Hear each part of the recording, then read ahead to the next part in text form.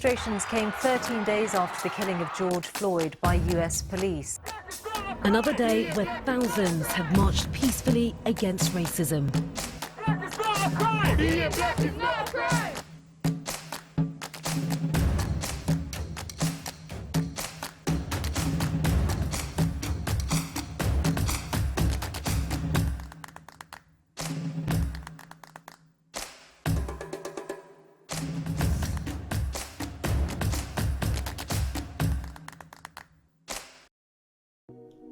Hi, my name's Hannah and I am part of the team here at Youthscape that has created this brand new resource, Anti-Racism Conversations. Today I'm going to show you what's in the box and a little bit about how you use the resource. When you open the box, the first thing you'll see is this facilitator's guide. This tells you everything you need to know about how you run this resource. Underneath the facilitator's guide, you'll find 15 colored cards. There's 5 red cards, 5 amber cards, and 5 green cards. Red, amber, green, just like a traffic light system.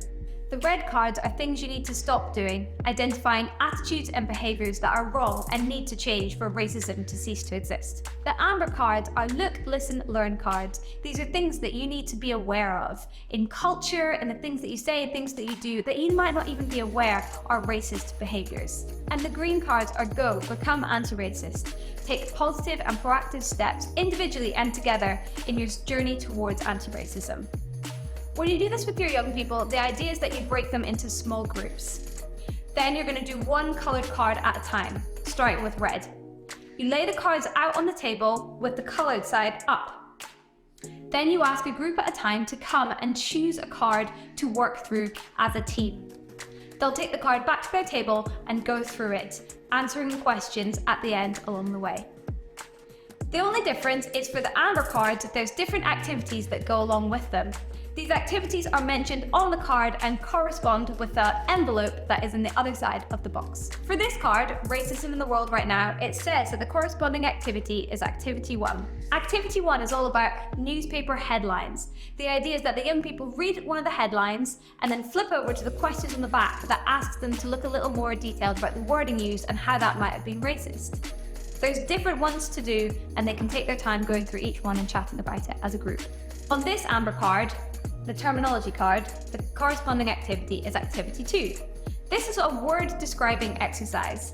You'll find a pack of cards inside that each have a different word on them. This one says anti-racism.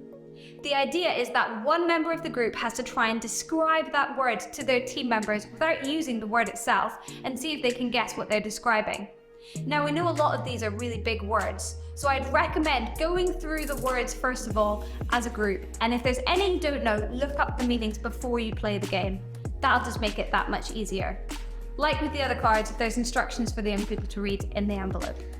This amber card is Racism and History, and the corresponding activity is Activity 3.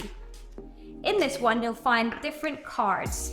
If you take the orange and white cards and lay them out A side up, like so, and then take the category cards and lay them out black side up with the one word on the back, so writers, film directors, and so on. The idea is that the young people have to look at the names on the A side and try and match the names with the category of industry they are involved in. If the young people are struggling, they can flip over the A side to the B side and see if that helps them match the people to the category they work in. The suggestion in the game is that maybe the names on the A side are less well known than the B side, and why might that be? We want the young people to discuss it and see what they think.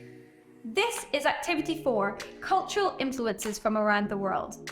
This is almost like a food World Cup. Inside the envelope, you will find a tournament outline like this. You will also find a load of different cuisines, from Spanish to Polish to Portuguese, Nigerian, etc. All these are different types of food that the young people may or may not have tried. The aim of the game is to randomly put the different cuisines on each of the points along the tournament layout. Then they have to see which one they would prefer out of those two. So, for example, if you had Chinese versus Caribbean, the young people had to choose which one is their preference. They had to go out and eat one right now, which would they choose? That then progresses to the next round of the tournament. And so on, further and further in you go until you have one winner who is people's favourite food to eat. The final AMBA card is all about representation, and this corresponds to Activity 5. In the Activity 5 envelope, you'll find these cards, on the back of which are the names of different TV shows and films. So there's things like Game of Thrones, James Bond, Doctor Who, etc. The idea is that the young people spread these titles out on a table in front of them. They can discount any that they're unfamiliar with.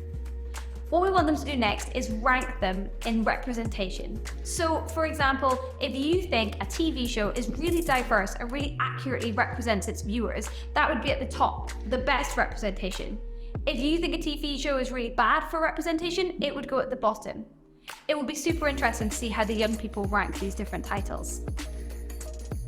This has been a very brief introduction to this resource, and we do recommend you read the Facilitator's Guide before running it with your young people. But we hope that you really love this resource and that it is truly helpful and useful to you and engages young people in anti-racism conversations.